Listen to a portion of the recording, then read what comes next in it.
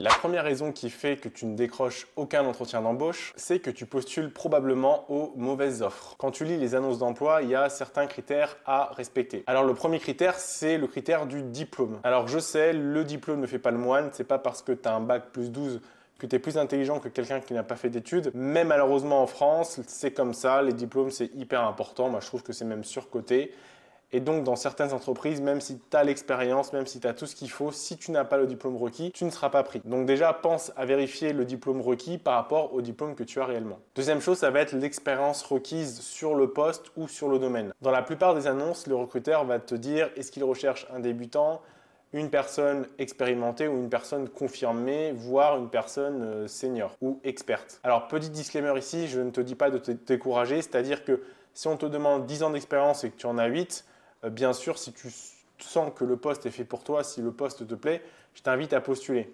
Mais par exemple, si on te demande 10 ans d'expérience et que tu n'en as pas du tout, ou que tu as que quelques années d'expérience, ça peut te jouer des tours et ça peut te freiner du coup dans le recrutement. Au-delà de l'expérience, ça va être certaines compétences techniques ou parfois linguistiques. Donc le recruteur va regarder sur ton CV, est-ce qu'il y a ces mots qui figurent? Donc par exemple, on te demande de savoir parler anglais, est-ce que sur ton CV tu vas mettre que tu sais parler anglais? Si tu mets anglais débutant ou scolaire et si on te demande par exemple d'être bilingue en anglais, tu as peu de chances d'être recruté. Alors le message ici, c'est vraiment pas de te décourager. Vraiment, si tu vois une annonce qui te plaît, ça ne coûte rien de postuler. Mais par contre, voilà, si tu es vraiment trop loin des critères, c'est un peu normal que tu ne sois pas sélectionné pour un entretien. La deuxième raison qui fait que tu ne décroches pas d'entretien d'embauche, c'est que ton CV n'est probablement même pas lu. Alors le CV, c'est un peu ta carte de visite, c'est la première chose que va lire le recruteur en voyant ta candidature. Et il faut que tu saches que pour un poste donné, bien sûr, tu n'es pas le seul candidat à poster. Il y a peut-être des dizaines, bon, peut-être des centaines de candidats. En tout cas, un recruteur, il va lire beaucoup de CV pour un poste donné. Et donc parmi tous ces candidats, il faut absolument que ton CV sorte du lot. Et il va d'abord sortir du lot grâce à son apparence. L'apparence de ton CV, c'est quelque chose qui est très important, c'est un peu comme notre apparence physique. C'est-à-dire que malheureusement ou heureusement, on est jugé parfois sur notre apparence. Et selon l'apparence que tu as, ça va donner envie ou pas d'aller plus loin. Et donc c'est la même chose pour ton CV. Parce que l'apparence de ton CV, c'est la première chose que le recruteur va voir. Alors pour que ton CV se démarque, il faut que ton CV ait un titre et qu'il soit écrit en gros. Deuxièmement, c'est que ton CV doit être aéré. Troisièmement, c'est que ton CV doit tenir sur une page. Comme je t'ai dit, le recruteur, il a beaucoup de CV à voir. Et en général, je crois qu'un recruteur passe moins de 40 secondes, il me semble, pour regarder un CV. Et donc, si ton CV fait 2-3 pages, il ne va pas prendre ce temps-là. Donc, vraiment, un CV en une page le plus synthétique possible. Ensuite, il doit avoir de la couleur. Et je t'invite à mettre 3 couleurs maximum. Sur ton CV, on doit distinguer facilement les différentes catégories.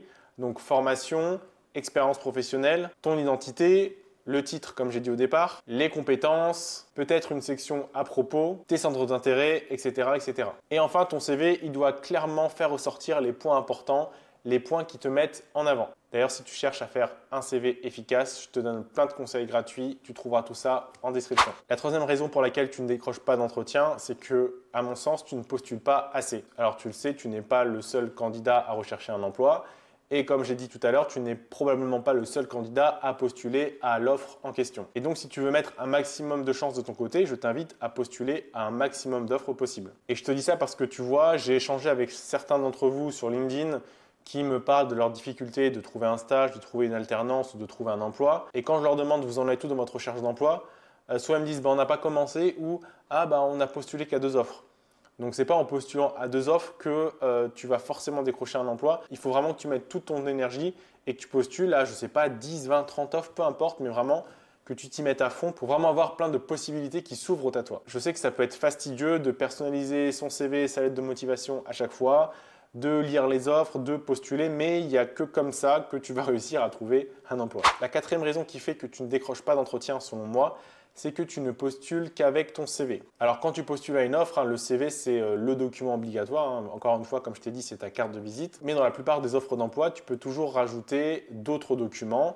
Et donc moi notamment, je t'invite à rajouter ta lettre de motivation. La lettre de motivation, encore une fois, oui, ça ne fait pas tout, mais c'est toujours un plus, c'est toujours un moyen de plus de montrer ta motivation, de montrer tes compétences. Déjà, tu vas te démarquer de tous les autres candidats qui sont feignants et qui, eux, envoient juste leur CV. Parce qu'un recruteur, sur une offre donnée, il va donc recevoir plusieurs candidatures et quand il va voir des candidatures avec juste un CV et d'autres avec un CV, une lettre de motivation, peut-être une lettre de recommandation et d'autres documents, Il va se dire, ok, le deuxième candidat, il a peut-être préparé un peu plus les choses, il est peut-être plus investi, plus sérieux, donc je vais d'abord lire cette candidature-là. N'hésite pas, si tu as besoin d'aide pour rédiger ta lettre de motivation, je t'invite à réserver un call avec moi et on va travailler ça ensemble. La cinquième raison pour laquelle tu ne décroches pas d'entretien, c'est tout simplement que tu n'es pas abonné à ma chaîne YouTube et à mon compte LinkedIn. Donc je t'invite dès à présent à t'abonner à la chaîne YouTube, à activer la cloche des notifications, à me suivre sur LinkedIn et également sur les autres réseaux sociaux que tu trouveras en description. Et donc sur ces réseaux, je partage quotidiennement des conseils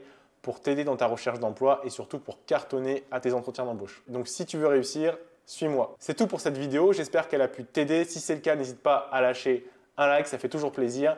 Et je t'invite également à regarder une prochaine vidéo qui va s'afficher par ici, en tout cas si tu es sur YouTube. Et sinon, je te souhaite de passer une bonne journée, porte-toi bien, peace.